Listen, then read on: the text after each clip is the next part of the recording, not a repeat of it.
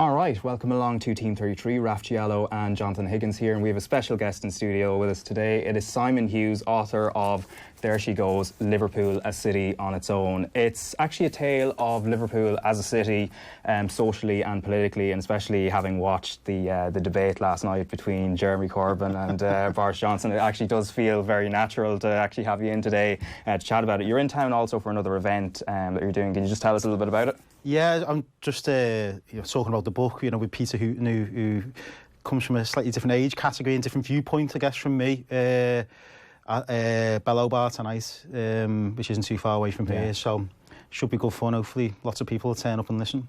So the book title, it's very Liverpudlian, and obviously the first thing I thought about when I actually looked at it before actually reading and then seeing many references to the band, but it's the Lads.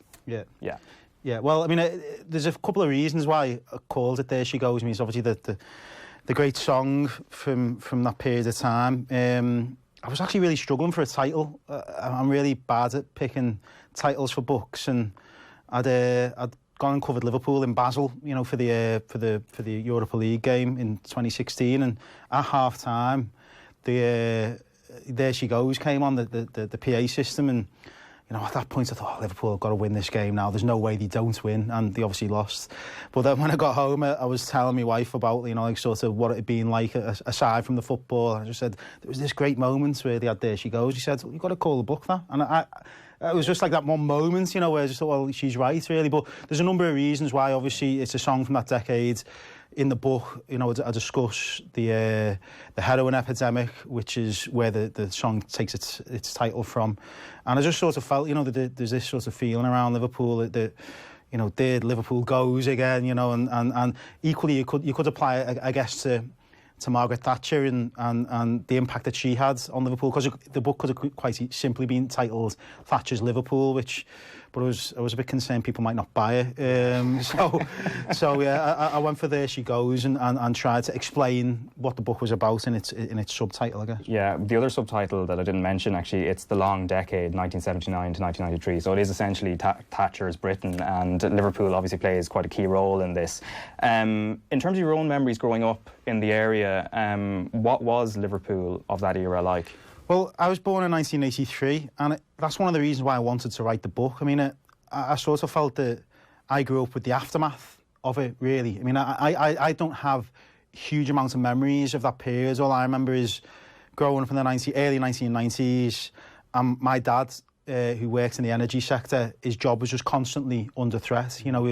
Privatisation had changed the way his industry worked, and although, he tried to, I suppose, shield me from the reality, you just couldn't escape that sort of shadow of Thatcher, even though she was no longer Prime Minister, as sort of in the later part of the decade, it still felt like her measures had impacted on the way people were living. So I think people in Britain probably still feel that now as well, because 100%. She had, in terms of her policies, quite a long-lasting impact, and it's obviously Reaganism as well in the US, and it all kind of boils down to the same thing, and obviously business taking a lead and the sense of community breaking down as well. 100%. I mean, I think not enough people realise just how a profound cultural, social, economic change 1979 brought on, and what happens in the years after that. I think you can define Thatcherism by a certain social ideology and the way of being, but it's underpinned by monetarism, which is a very dry, boring economic idea, where essentially means, that the people, that the government would not intervene if a business was suffering, and that applied to, social security as well. So I've tried to explain that in the book, which, there's a challenge with that because people switch off from the very mundane subject of economics. And, it's imperative that needed to be told. So in the book, I went to speak to, some prominent Tory politicians, which I was quite conscious of the fact in Liverpool. A lot of books have been written about certain moments in Liverpool's history throughout that period without ever connecting the whole story together. And equally, a lot of the books have been sort of written from the Liverpool perspective of how it felt in that period. So I wanted to understand and explain what Liverpool was up against. I felt I had to go and interview the people who were making the decisions on the national stage, which was affecting Liverpool. So I managed to speak to Norman Tebbit and Michael Heseltine and Professor Patrick Minford, who was an economist who lived in Liverpool, whose measures were devastating, well, you know, whose suggestions, should I say, were devastating the city that he took work and employment from, which is quite a thing to think about in many ways. A challenge having to, because, you know, from an outsider looking in at Liverpool, it's always very much one political mindset. Yeah. And it even to this day, like, even you go to a Liverpool away game, you'll hear songs, not the best terms, about Thatcher and Everton from that eager. Was that a challenge to yourself then, having to go to almost interview the Beyond the Divide? Yeah, well, I didn't hesitate in doing it because I just felt that to tell the story properly, you had to do that. Otherwise, you only have... You're not telling the story properly. True. So, you know, you've got to park your own... I suppose the skill of any interviewer or reporter or journalist is to park your own personal views on the way things are. You can park them, but you've still got to try and, you know, you challenge their opinion without... I suppose what you're trying to do from the reader's point of view is ensure that they have a better understanding of what was going on. It doesn't matter what I think, really. So I would hope that having, you know, read Norman Tebbit's very narrow views on the world, you know, that they will understand more, you know, what the Conservative Party was about at that time and what they were trying to achieve, which directly went against what obviously was the feeling and the needs in Liverpool. Liverpool at that time was struggling already before 1979. That's another myth, I guess. You know, the you know, sort of the Tories changed everything. Liverpool had been struggling for a number of years. Yeah, because you said it out well in the early chapters, that whole century beforehand. So it's obviously a very wealthy maritime city at one point, and then series of changes that happen essentially from outside and also within, and by 79 then it's, as you say, struggling on its feet. I mean, if there is a kind of a grand narrative in terms of what happened, is there kind of a simple line that we can trace from, say, 1899 or the late 1880s up to the late 70s? I think, you know, Liverpool has always been spoken about as like sort of a great city, the British Empire, but that's only from the perspective of people who made money out of the city. Yeah, but not, you know, not the ordinary. It was people, at the expense of great poverty, and this is where the resentment builds up over decades, and Liverpool as a workforce, the workforce in Liverpool wasn't organised in the way it may have been in other cities for a number of different reasons. One of them was religion. You know, the sectarianism sort of divided the working class in Liverpool. And then by its sheer nature and geography, Liverpool was a port city which sort of relied on the tides and had the culture of casualisation, which meant that people didn't have the routine of work, which meant that they weren't sort of mobilised in the same way. So by its very nature, Liverpool was quite a chaotic place. You know, there was with strong feelings about, well, if you're not earning money, if you try to go to the gates today to get work and you don't get work, you're going to have to find another way to bring bread to the table. So it's different to Manchester in that sense, whereas somewhere like Manchester or the mill towns had shift work and a lot more organised workforce. It's like On the Waterfront, actually, that film, the Elia Kazan one from the 1950s. Essentially, you know, dock workers or whatever. I can't remember exactly what domain they were in, but it's that sense, you turn up and then if you get your job, you do, or you just go home, which is there was one, it was only a small line, but it's one of those that kind of caught me, and I think it sums this kind of discussion up great. You spoke about the dockers, a lot of them wouldn't wear a watch, they would just work to what was required, and it all goes to show that kind of unstructured casual work, and then unfortunately when you take an element out of it, it's kind of unorganised chaos, isn't it? Exactly. It's like that's where Liverpool's creative sort of spirit has always come. I mean, people will say that manifests itself into criminality in some cases, but you know, people have got to find money and a way of, you know, I suppose the entrepreneurial spirit that Norman Tebbit wanted existed in Liverpool, but not for the reasons that he wanted. You know, he said that, you know, he said that people should get on the bike and go and find work in a period where unemployment was at its worst. That's exactly what Liverpool people did. They went to other parts of the country to find work and find a way forward. Liverpool's population was slashed almost in half, but yet the stigma towards Liverpool, it was presented in a way that Liverpool was the opposite of that. Liverpool would go to places like Bournemouth, to London, and be met with the same sort of hostility that, I guess, you know, the Irish had found, or you know, Poles or Romanians in more recent times. Liverpool people wanted to work, but for some reason, because they shouted about the problems probably a bit more than other parts of the country and were prepared to engage in debate, you know, that they were suppressed almost with this package of being lazy. It's just the opposite. The opposite was true. Yeah, and it's interesting as well when we look at the political landscape and how it's shifted. The Tories weren't wholly unwelcome at that period. Obviously, as you talked about, Labour wasn't organised. I mean, the workforce rather than the party at that point. So it takes time before the Labour Party itself then ends up taking root. Yeah, I mean, as I said earlier, sectarianism sort of explains a lot of the things in Liverpool. I mean, there were still Catholic strongholds, still Protestant strongholds, up until the sort of the post-war years. The war changed a lot because it meant that people were the rehousing plan in the city moved people to certain estates, which meant that they were living together for the first time. Suddenly they realised they've got a lot more in common than they actually like to think. And that changed the dynamic in the city, I think. Unfortunately, the housing problem in Liverpool was the greatest problem of Liverpool. You know, it was in the 1980s. A lot of the solutions after the war was to put people in houses that weren't fit for purpose. Within 20 years, they were decaying, and this compounded unemployment and everything else that was going on in the city. And still to this day, housing sort of defines Liverpool's problems, I think. Yeah, and it's interesting, this is a period, the 70s, the late 70s, all the way through the 80s into the early 90s. So it's a period when the city is struggling, people are struggling in terms of unemployment, yet at the same time, the two football clubs are enjoying probably their greatest eras. Now, maybe Liverpool have had other great eras either side, but I think it's probably the only time in history where both Liverpool and Everton are enjoying, well, are the top two teams in England, essentially. The interesting thing, as you point out in the book, their attendances, despite the the success they're having on the pitch, it actually drops during that period as well. Yeah. I mean, Liverpool and Everton in this period, I think they won the league title 8 out of the 10 seasons. Yeah, it was. I pulled out the stats just before I come on. So it's between 81 and 90. There's collectively 9 league titles, 2 European Cups, a Cup Winners' Cup, 3 FA Cup, and 3 League Cups. It's unbelievable. Considering the dynamic in the background, it's incredible. Yeah, well, you know, I think it gets forgotten just what a great team that Everton team was. You know, they had all the attributes of the great Liverpool team. They were both very similar teams. You know, if you wanted to fight them, they'd beat you in a fight. If you wanted to outskill them, they'd outskill you. It was a fascinating, you know, challenge between the two teams.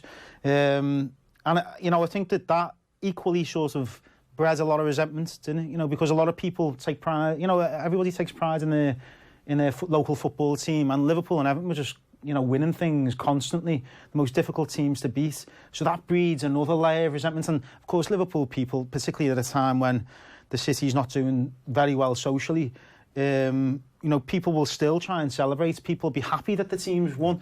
You see it now. Like, I think, you know, when Liverpool going for the title with Man City last season, you know, anybody but Liverpool, this sort of idea, because it was in the pub after the game against Man City a few weeks ago, and it was just a big party, you know, like it was a great celebration. I think Liverpool people like to enjoy, you know, the fact that the team, and I understand every fan base does, but they'll put aside all the social issues when the football team is doing well. To some extent, it's amazing that sort of that the intensity of the love for local people, I think, in Liverpool, for both Liverpool and Everton.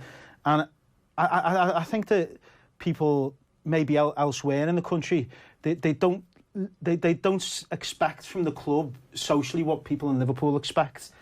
Now, I wonder whether, you know, at this moment in time, you know, it's obviously run by, both clubs are now run by very rich sort of business people. There's a constant battle going on all the time. Even if Liverpool are doing well, you see it all the time. Liverpool fans, Everton fans, they want a better representation of who they are in their football club. And I think this all contributes towards this. That's always been the case, you know. It's almost a level of, I suppose, defiance. Yeah. Anger is probably too strong of a word, but rightly or better, there's been other issues. And you see how I think, right in saying for both teams, it's not just the 90 minutes or whatever, it's the whole, not party atmosphere, but the celebration, the way of life and everything that goes with it. For a lot of people, I mean, I don't want to sound like I'm, you know, speaking down of other places, but for a lot of other places, it sometimes feels like it's just about the result. In Liverpool, I think there's a bit more than that. You know, I've been in pubs and bars. Liverpool have lost badly, you know, same as Everton, but people still have a good time. And it's quite unusual. I don't see that as much. The Champions League final, the season previous, or 2 seasons previous now in Kiev, which was an absolutely disaster on the pitch the way events went. But my God, what a trip! What a celebration! The whole fan culture in the park, Shevchenko Park, and everything around it. And we've seen another vibe. You know, look, take Jamie Webster has come to prevalence as well, and that whole side that. Everything is just mashed together. It's a nice dynamic, isn't it? Yeah, I think, you know, it's a very fine ecosystem as well. You know, like recently Liverpool, as a club, have had the challenge of the live, you know, the Liverpool trademark, which I think is a classic case of, you know, Liverpool, they've just won the Champions League, but people will call the club out, you know, if they try and take advantage of fairness. I think the one thing in the book is I've really realised that there's a real demand for fairness in Liverpool. If something isn't fair, I think Liverpool people tend to be the first to call it out. You look at, I was looking the other day at like the voting patterns over the last sort of 50 years, and I wish I'd mentioned it in the book because it's coming up to 2020, and I was looking back to 1970. It's only 3 years where Liverpool as a city Liverpool City Council's interests have aligned with that of the national government. That was in 1970 to 72 when it was still a Tory local council. Yeah. And then for 1 year under New Labour. As soon as things started to change under New Labour, Liverpool were the first ones to reject it. They had the Liberal Democrat Council for 12 years up until 2010. It just sort of shows you if things aren't quite right, people will rail against it. And it's not a particularly British trait to do that. You know, I think people elsewhere in the country don't quite get that. Yeah, and I guess that you know, fighting against unfairness, the fallout from Hillsborough and how it was reported by The Sun at the time is a prime example of that. So Kelvin Mackenzie, you give a good detailed background of who he is and how he emerges, and then obviously the newspaper headlines that I'm not going to repeat here, but I think everyone knows them at this stage about what happened at Hillsborough. In terms of Mackenzie and his role in this, do you feel he's a product of his environment, or did he almost set the tone for, you know, what was happening in Britain at the time, or at least help? Because obviously Thatcher is the lead figure here, but there are others that obviously set the tone for what the country is going through. Yeah, I mean, I think he was a bit of both, really. I mean, in the book, I've obviously explored his influence on the newspaper at the time and the newspaper industry. You know, there's a massive circulation war going on between both the Daily Mirror and between Maxwell, you know, and Murdoch. You know, that it sort of possibly didn't get quite as much coverage then as it would now. It was only retrospectively that people look back on what was going on and started to write about it. And, you know, there's no doubt, I've got to be careful what I say about Hillsborough because obviously the court case is still going on, but there's absolutely no doubt that, you know, listening to people who'd worked, you know, again, I went to speak to people who'd worked at The Sun, who were on the desk with Kelvin Mackenzie at the time, and maybe that's something that people in Liverpool would be very reluctant to do, because it might sound like you're trying to give them a but you've got to understand where they were coming from to try and explain why this ends up happening. It's not justifying it. It's trying to explain where the mindset that Kelvin Mackenzie's coming from to publish the things that he did, which had a disastrous effect on the way Liverpool was viewed as a city. You know, and the last chapter in the book, you know, it goes up to 1993. You might plan to ask me about that, I don't know, but obviously the murder of James Bulger, it's quite clear that in that you know, dreadful period of time, he's trying to win back popularity in Liverpool by getting the Sun aligned with certain initiatives around the campaign against the two boys who killed James Bulger. And you know, Liverpool was at the whim of one of the most powerful, or arguably the most powerful news organisation in the world, really, at that time. So, you know, it was not being viewed upon very sympathetically at all by the media. And I think that if you look, you know, Liverpool at a time when the country went one way in a big way politically, Liverpool went the other way. So it became, you know, a place which was the opposite of what people were generally tending to think. So that comes before it as well, you know, because obviously we've got militants and the fight back against the Thatcher governments, which even in Liverpool, again, I'm very conscious of this, right, in the book, that there's a perception maybe on the outside of the city that everybody was militant in Liverpool. That wasn't the case, you know. It provoked heated debate amongst people in Liverpool about whether this was the right thing to be doing. But my sort of conclusion is that Liverpool sort of had reached such a low point that people were prepared to listen to a group of people who were shouting loudly about Liverpool's problems and offering solutions, and in some cases delivering on those solutions. You know, they did, for all the things that militants may have got wrong to some extent, even though they were right up against it in every possible way. You know, they did deliver on some promises with the housing crisis, which, again, is not a thing that's going to make a front page story in a tabloid newspaper. It's not sexy enough, is it? It's not the sort of thing that, you know, Liverpool's built X amount of houses. That's not going to sell papers, unfortunately. It's not sordid enough for people. So the achievements that they had largely went unnoticed, particularly, you know, even in the local press, I'd say.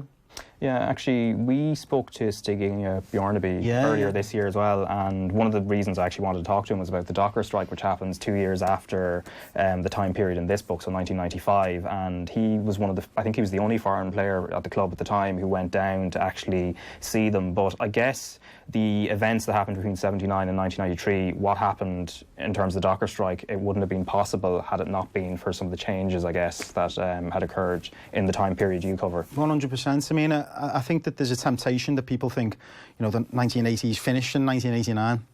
As I said earlier, it continues for a long period of time, and that the fight went on. You know, everything in Liverpool, really. My sort of conclusion is that, you know, Liverpool is explained by the docks. You know, its whole existence. You know, immigration came through the docks, trade came through the docks. Once the trade went, what happens then has a domino effect on the rest of the city, because everything links back to the docks. And obviously, you know, the fight in the docks for workers' rights went on through the 1980s. But by 1997, you know, obviously you've got the longest docker strike in history. That's where the book actually starts. You know, it sort of started at that point. That feels like a sort of an end point almost for some elements of Liverpool's story, because obviously Liverpool was one of those ports that had you know, as I said, it was unorganised work. It relied on manual labour. There was no machinery. The docks were in the wrong part of the city for the bigger ships to come in. So other areas of the country were able to sort of build docks in their towns and places by the sea, which could offer a quicker service to other. You know, Liverpool suffered as well because you know, of the EU, because of the crumbling empire, which meant that Liverpool was no longer connected on the right side of the country. It was suddenly on the wrong side of the country. Yeah, but transatlantic travel and everything else as well, yeah. But equally, you know, I think it's important to mention that the EU in 1993, which was 2 weeks after the death of James Bulger, sort of allocated a huge tranche of funding towards Liverpool, which helped it get itself back on its feet a little bit again, you know. And I think it's quite telling, really, you know, that if you look at the other areas in Europe which were given that amount of money, Merseyside, southern Italy, East Germany, you know, the southern Italy remains, one of the poorest part of Italy, and East Germany had just come out of 50, 60 years of a communist regime. And it's still struggling now. And still struggling now. So it just shows you where Liverpool was at, you know, on the European map.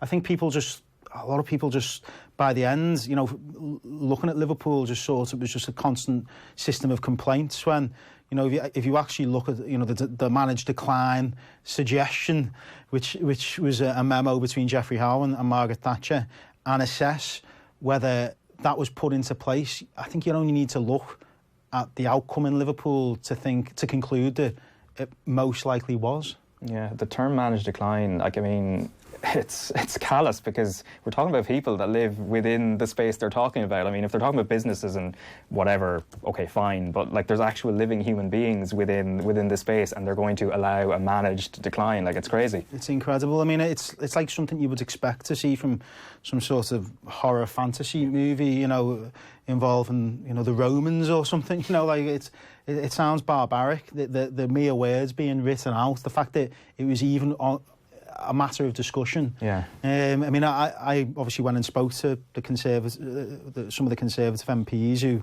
who would have been privy to that. I would have assumed anyway, privy to seeing that memo. And they went particularly cold on me. Some of them seem to kind of almost deny what. But that was the whole system of monetarism, non-interventionist. So, you know, Liverpool needed help. It didn't get any. Yeah. I mean, one of the great political economic heists, I would say, would be Millicent managed to rescue back some funding from the Thatcher government. They're one of the only places, local councils, that did at the time.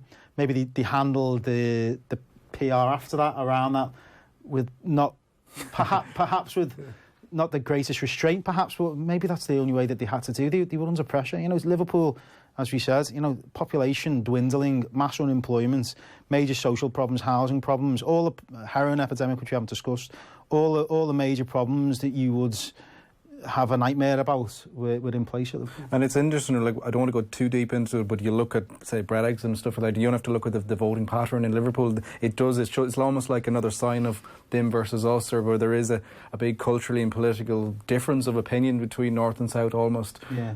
It's incredible. I even find it as well when visiting other cities, comparing Dublin and Liverpool. I know they're twin cities, but there is a kind of a collective, sometimes you're walking down the street and you nearly forget which city you're in. There seems to be more of a kind of I suppose, partnership or togetherness with the likes of that, as opposed to other cities. Even take London, for example. I know it's a bigger city, but you can see the bigger point I'm trying to make here. Yeah. I mean, Liverpool and Dublin and Ireland generally, there's obviously there's a massive cultural link through immigration. I mean, my family, half of my family are from Dundalk, half of my wife's family are from Longford.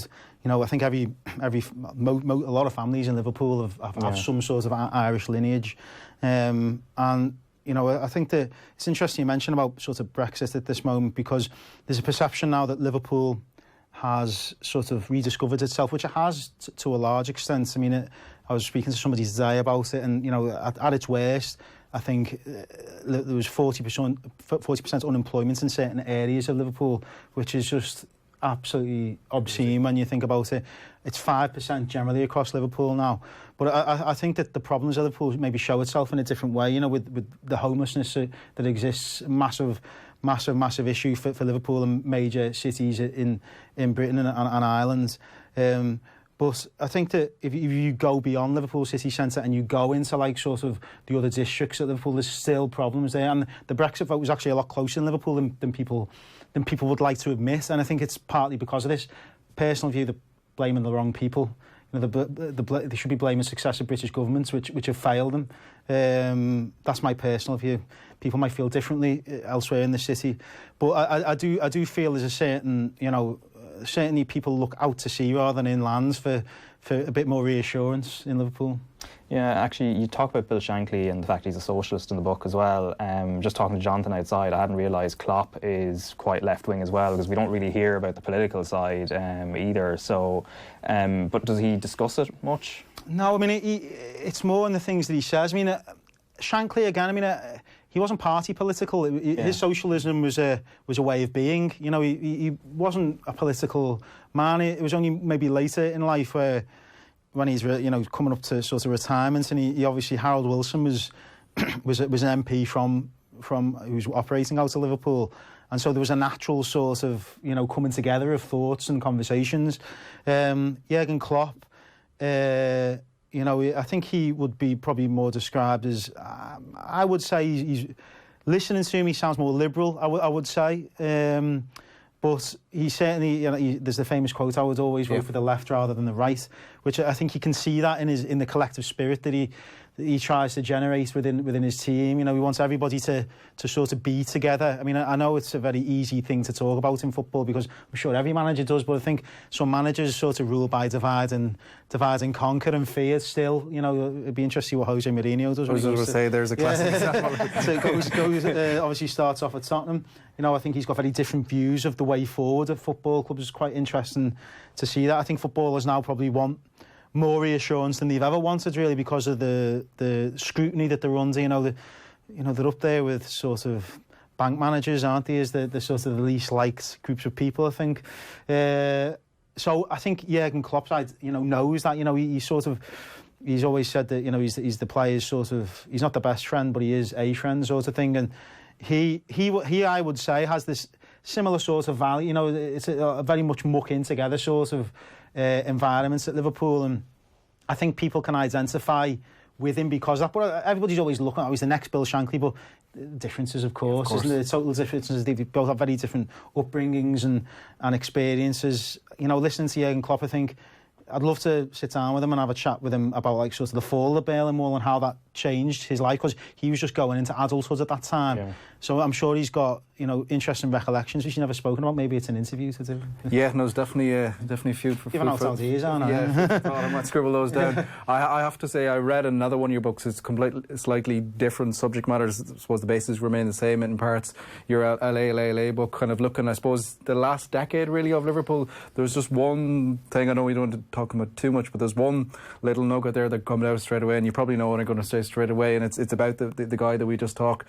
That, I suppose, your involvement in getting two sides of the parties to talk to each other is certainly quite a story. Yeah, I don't think it's unique to journalism, if I'm being totally honest. I mean, and you can't know for certain exactly how things mapped out the way they did, but all I do know is that, long story short, I'd written a story for The Independent about Brendan Rodgers and what had gone wrong at Liverpool.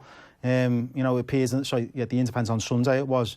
And it created a little bit of a... Was that little bit on the bottom, wasn't it? A little bit at the bottom, which will always be remembered, that Jurgen Klopp is at the moment out of the frame at Liverpool, because I'd spent the whole summer sort of speaking to Klopp's people, and it was quite clear that he was sort of, the idea of Liverpool interested him. But speaking to people at Liverpool, I think they sort of felt that he was possibly a bit too dynamic for them, you know, within the framework of the system that they wanted to have at Liverpool with a sporting director, when the opposite was the reality. That's the system that he wanted to work with. So one thing led to another in terms of conversations about Liverpool's direction, and it ends basically with two parties refusing to phone one another. So I just sort of said, amazingly, Liverpool didn't have the people I was speaking to at Liverpool didn't have the contact details for Jurgen Klopp's representatives. This could have, of course, been an amazing ruse by both parties to try and kid somebody, take somebody off the scent of what was going on. It could have been. Yeah. But all I know is I left them both with the right numbers, and then they started talking to each other, and things accelerated pretty quickly from that point onwards. You know, within a couple of weeks, well, within 10 days, I think, Brendan Rodgers had been fired and Jurgen Klopp was standing as Liverpool's manager. So I'll never know for certain, but all I can sort of tell is sort of my side of the story and what people have subsequently told me, of which it sort of indicates that way, but I don't think that they'd want to sort of admit that maybe some of the people at Liverpool aren't the best connected people in the world. Not saying that I am. Well, you clearly were in this situation. No, it's just a bit of fortune, really, because I sort of walked into that situation by writing about something else, really. I remember right at the bottom of the piece, it just said, as I said, Jurgen Klopp looks unlikely that he'd become Liverpool manager, and that became the thing that everybody was talking about. It was like a throwaway line, really, because it wasn't really on the debate. I mean, I think you've got to remember Liverpool under Brendan Rodgers in those last few months were miles away from being where they are now, and the possibility of somebody like Jurgen Klopp coming in, it seemed quite fantastical, if I'm being totally honest, you know. And when he came in, the first day he came in, it just felt like a major shift in mentality from the club. You know, they were just by appointing him, they were sort of getting back there. You know, they made a massive jump just by appointing him, and he's done an incredible job. I mean, he's done, you know, for me, you know, to take Liverpool from where they were to where they are now, each year by year by year, gradual progression to the point where, you know, I think they've got a great chance this season of winning the league, providing, I think it'll come down to injuries personally. If, you know, City have had a few injuries, which has affected them already. They had a lot of, you know, 3 or 4 players absent from the game at Anfield. You know, Leroy Sané, I think him being out at the start of the season, major blow. You could look at last season. You could say that he won the league for City. I know people try and pinpoint points where City won it and Liverpool lost, but that goal that he scored stops Liverpool from winning the league, going this whole season unbeaten, you know, and getting 100 points, that one goal, you know, and he's out for 6 months.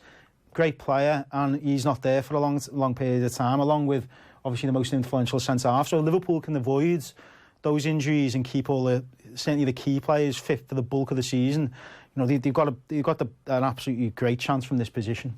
And given your own role in bringing in Klopp, is there a Premier League medal in the post? There should Honestly, be. I was reluctant to put it in the book, and I just thought, well, it's something that people might find quite interesting. I hadn't actually realised. I do remember the article at the time and everything that went in about it. I didn't realise the behind the scenes stuff. And I was away on a holiday, and it's a brilliant book. Like completely demolished it in a couple of days on holiday, but I remember almost screaming out, what the hell? Because it's just such a unique story. It just shows you I think the way journalism works, you know, that you can write things sometimes that maybe it was inaccurate at the time. The impression that maybe it was a really elaborate ruse by people at the club who I know and to a large extent trust, to ensure that they manage to get the person that they want. Maybe I'm giving them too much credit. I don't know. There's this sort of gamesmanship.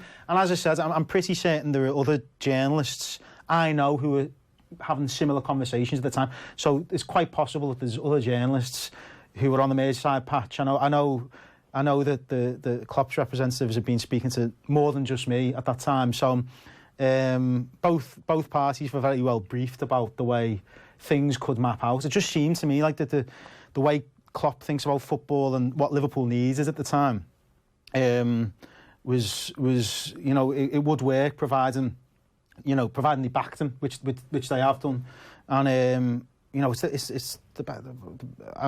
obviously, I can't remember 1990 really. I can remember games in 1988 and 89, but I can't remember the last title. So, you know, since that season, it's the team that's got. It's the most rounded team I think that Liverpool have got.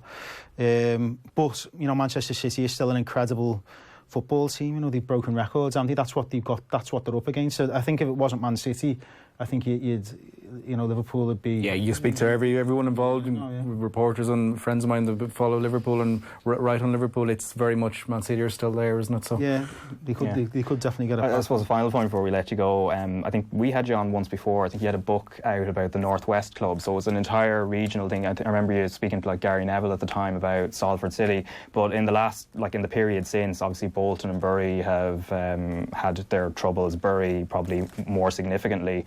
What have you made of that whole situation and what has happened, and I suppose the geography of the area as well in that sense? Well, when I wrote that book, it was 2017, and I went round the Northwest and spoke to owners, players, managers at all different levels, all from the Premier League right down to amateur football, and it was quite clear.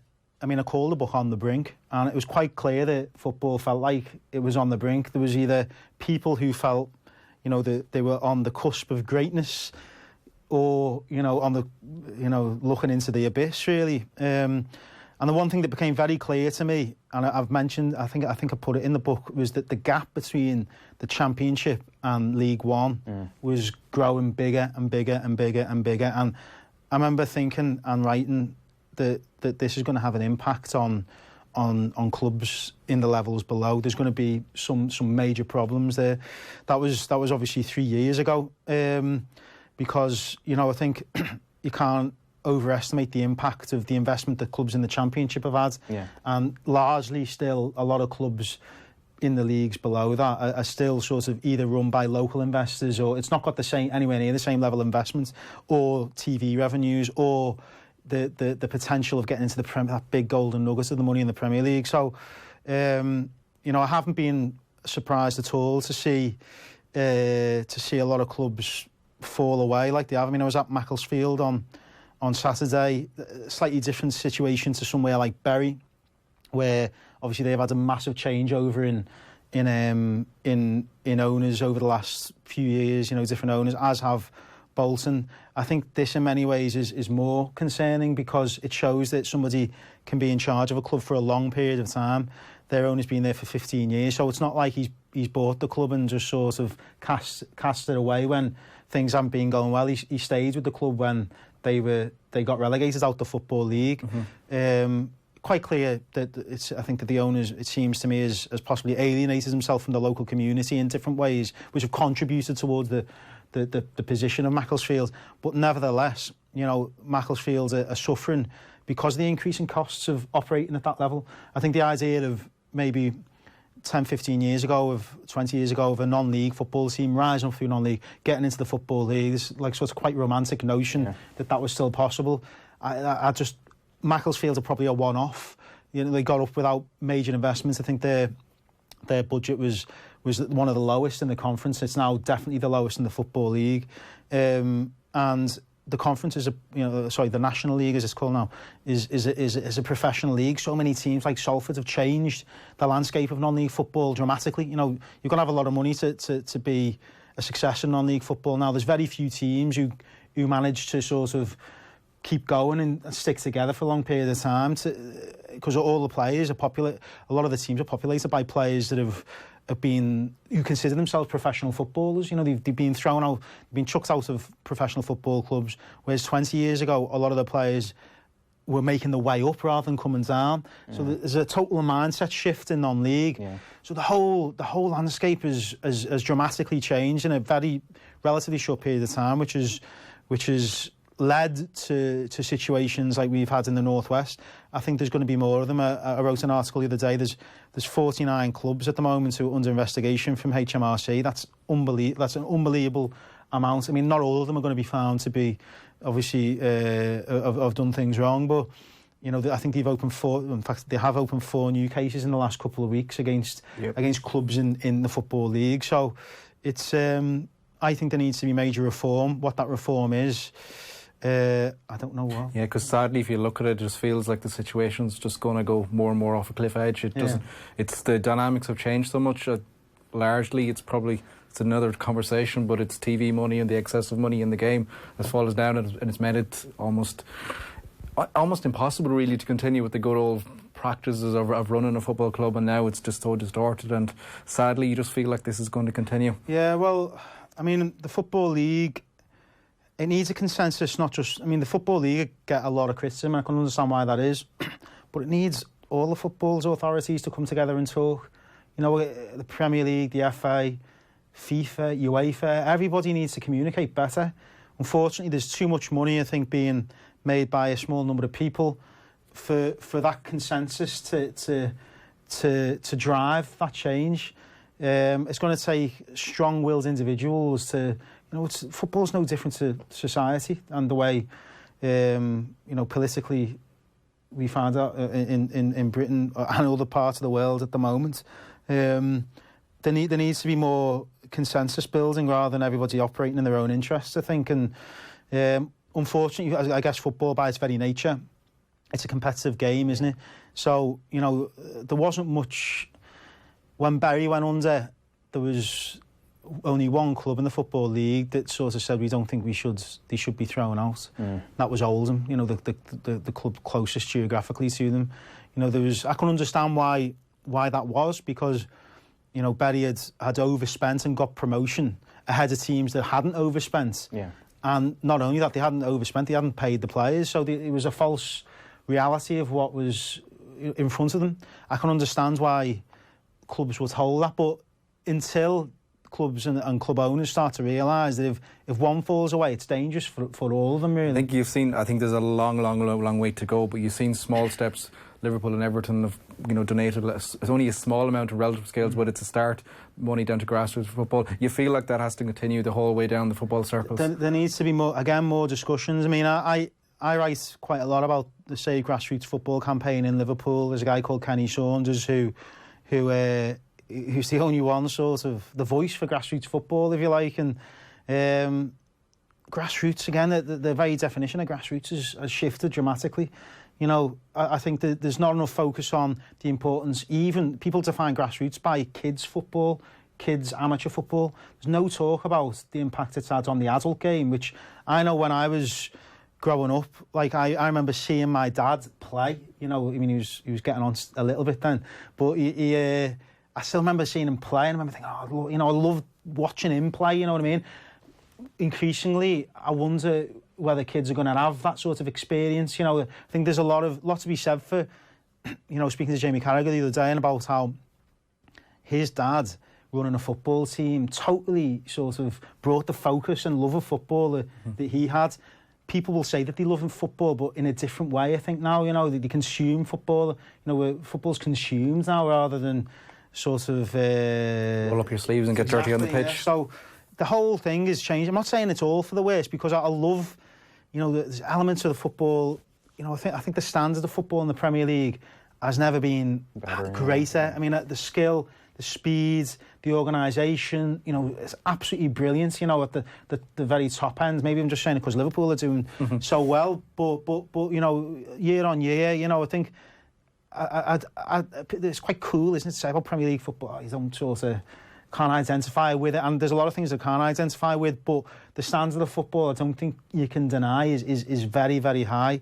But I just think that there needs to be a greater consensus amongst people who might have conflicting interests. How you do that, I don't know. I think it has to come from the very top. The FA don't seem to have anywhere near the sway that they like to make out that they have, or what they had before and didn't use properly. Yeah, so it's a major problem for the game, and it's got you know, a lot of hurdles to jump across before the sort of the landscape evens out a bit. And I just think increasingly over the next few years there's going to be more and more clubs in distress, and when they're in distress they become more vulnerable, so the problems are compounded by that. Yeah, well, your book is fascinating. There she goes, Liverpool, a city on its own, the long decade 1979 to 1993. Simon Hughes, thanks a million for coming in. Cheers, thanks.